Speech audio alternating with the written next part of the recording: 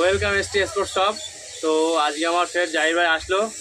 তো জাহির ভাই অনেক মাল নিল, জার্সি প্যান্ট সেট, জার্সি নিল, প্যান্ট নিল, অনেক টাকার মাল নিয়েছে ভাই। মাল পছন্দ হয়েছে ভাই? বিশাল মাল পছন্দ হয়েছে ভাই, সব দাম ভালো ঠিকঠাক ভালো হয়েছে তো? খুব কতটা মাল নিয়েছে একটু দেখিয়ে দাও।